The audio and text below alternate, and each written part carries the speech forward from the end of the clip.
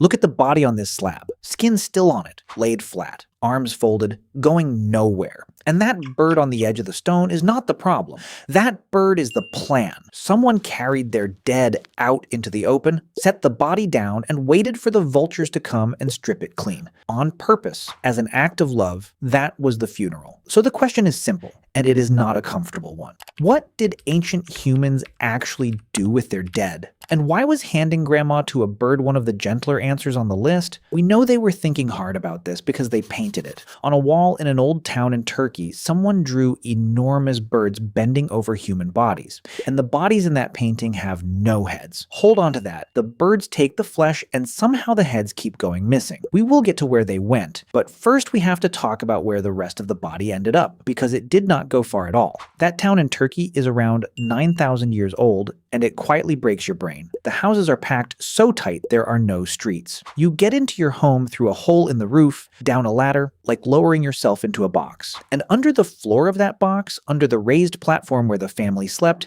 they buried their dead. Not in a graveyard beyond the walls, under the bed. You ate your meals on top of your grandfather. You slept on top of your mother. The ones you lost stayed in the house a few inches beneath your feet for the rest of your life. Some homes hold dozens of bodies, slid in one by one over the generations.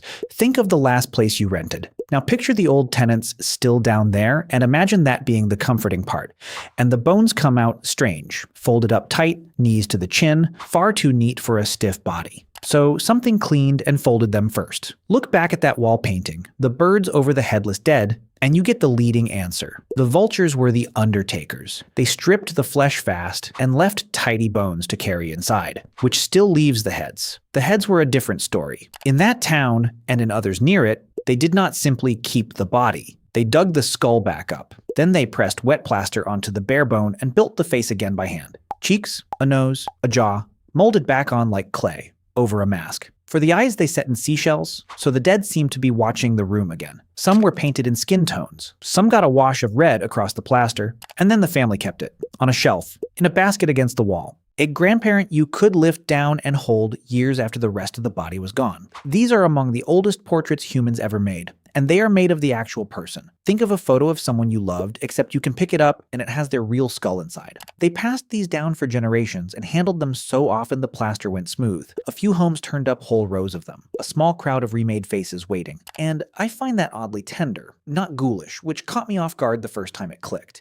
It says the dead were not gone. They were still family, but not every skull got that kind of love. In a cave in England from about 14,000 years ago, they were fascinated by skulls too. They just did something colder with them. They took the head and cut away the lips, the cheeks, the tongue, they dug out the eyes, snapped off the base, and worked the top of the skull into a cup, a bowl you drink from made out of a person. At least 3 of them, shaped with obvious care. And the rest of the bodies from that cave finish the thought. The arm bones and the leg bones are cracked open for the marrow. They carry human tooth marks. These people were eaten. But this is where it stops making sense. There is no sign of any of them being killed. Nobody was murdered for a meal. And one forearm has a careful zigzag carved along it, cut after the flesh was gone, the same pattern they carved into their art. So which was it, a horror or a funeral? Eating the dead or honoring them? I have gone through the reports on this cave more than once, and I still cannot tell you. Whoever they were, they may not have drawn the line where we would. Go back further, and the dead start getting rich. On the freezing plains east of Moscow, around 34,000 years ago, someone buried 2 children head to head in one long grave. And they buried a fortune with them,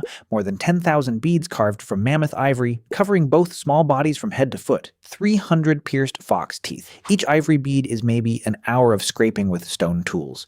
Run that math, and you get thousands of hours, years of somebody's life poured into a hole in the ground for 2 kids. Beside them lay spears made from mammoth tusks that had been straightened. Ivory curves. It does not want to be a straight spear. Forcing it takes soaking and heat and endless patience. And they did it anyway, to leave a weapon a dead child could carry. Red powder was dusted over all of it. The same ochre stains buried bodies from Russia to a lone young man in a cave in Wales. That is tens of thousands of years and half a continent apart, with no way to copy each other.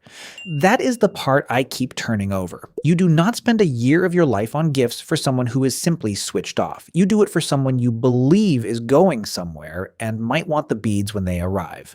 But the belief runs older than the beads, older than the plaster, older, as it turns out, than us. In the north of Spain there is a cave, and deep inside it, a natural shaft drops straight down into the black, about the height of a house. At the bottom of that shaft is a place the diggers simply call the Pit of Bones. And it is packed with them. At least 28 bodies went down that hole. Men, women, mostly the young. No animal dragged them there. No river washed them in. The only route down was the shaft, which means someone up top fed the dead into it, one after another. And here is the detail I cannot shake. Down in that pit, among 28 people, there is exactly one object. A single hand axe, chipped from beautiful rose-red stone, the kind you make once and keep forever. It has no wear on it. Nobody ever cut a thing with it. It was made to go into the dark with the dead and do nothing else. The first grave gift we know of. And the hands that let it fall were not modern human hands. This was 430,000 years ago,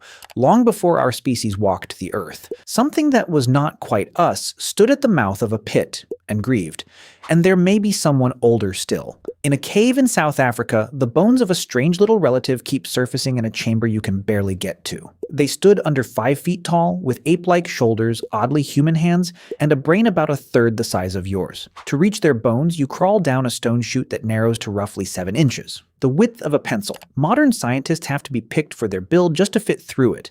People have gotten stuck in there. It is a genuinely terrible place to bring a body. Yet, down there, past that pinch, in total darkness, lie dozens of these small bodies. And the team that dug them out argues they were carried down on purpose, by their own kind, 250,000 years ago. To manage that in the pitch black, they would have needed fire in one hand and a corpse in the other. Not everyone is convinced. Plenty of researchers think the cave itself swallowed them, no ritual needed, and that argument is still going hard. Honestly, the argument is the best part, because if those tiny-brained cousins really did carry their dead into the dark, then something is wrong with our story. Everything we say about big brains and deep feeling would be standing on nothing.